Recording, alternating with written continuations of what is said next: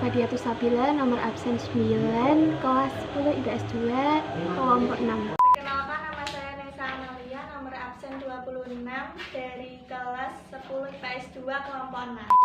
Perkenalkan, nama saya Muhammad Bagri Jamuddin, absen 20 dari kelas 10 IPS 2, kelompok 6. Perkenalkan, nama saya Muhammad Dana Mustafid, kelas IPS 2, kelas 10 IPS 2, nomor absen 21.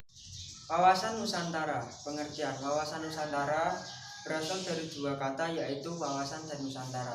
Nah, kata wawasan sendiri berasal dari kata wawas yang berarti pandangan, tinjauan, atau cara memandang. Nah, akar dari kata ini membentuk kata mawas yang berarti memandang, meninjau, dan cara melihat. Wawasan berarti pandangan atau cara melihat. Sedangkan kata Nusantara adalah kata untuk menggambarkan suatu wilayah negara kesatuan Republik Indonesia yang terdiri dari gugusan pulau-pulau yang sangat banyak. Nah, wawasan Nusantara menurut para ahli ada 3, yaitu 1. Menurut Profesor Dr. Wan Usman, wawasan Nusantara adalah cara pandang bangsa Indonesia mengenai diri dan tanah airnya sendiri sebagai negara kepulauan dengan semua aspek kehidupan yang beragam.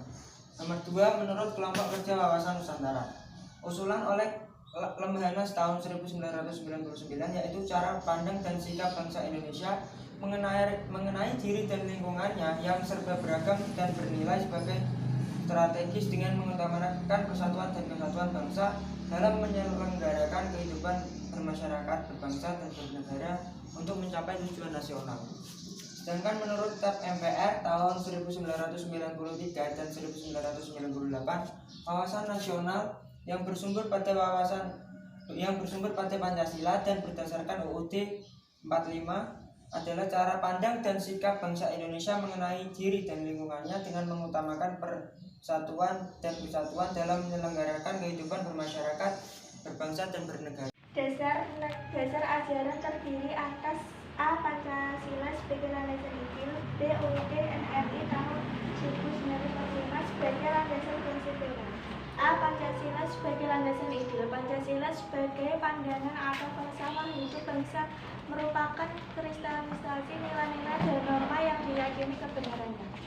B. Undang-Undang Dasar Negara 1945, landasan konstitusional. Landasan konstitusional pembangunan adalah Undang-Undang Dasar 1945.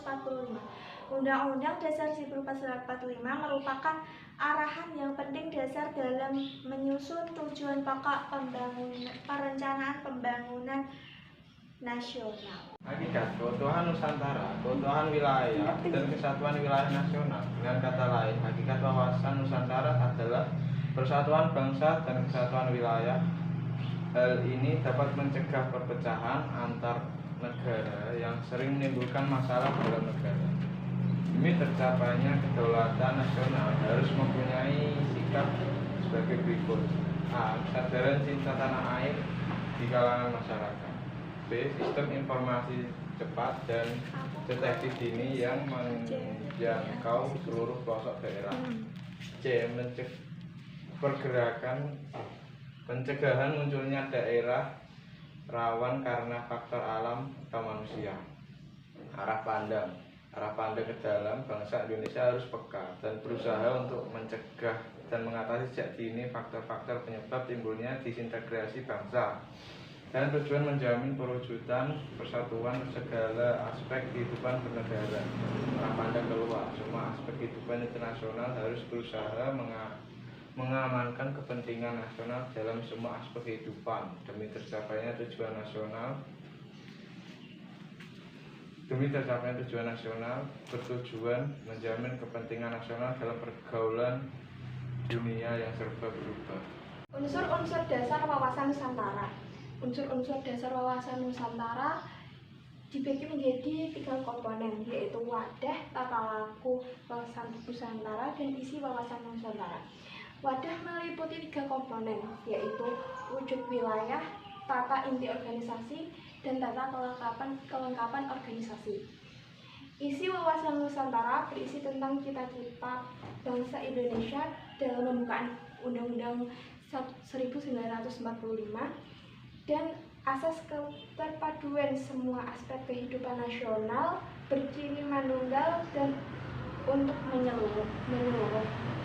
Tata laku wawasan Nusantara, dasar interaksi antara wadah dengan isi yang terdiri dari satu tata laku batin ilmiah berdasar dari falsafah bangsa yang membentuk sikap mental bangsa yang memiliki kekuatan batin, dan tata laku lahiriah, kekuatan yang untuk dan arti kemanunggalan, kata dan karya, keterpaduan pembicaraannya, pelaksanaannya, pengawasannya, dan pengadilan.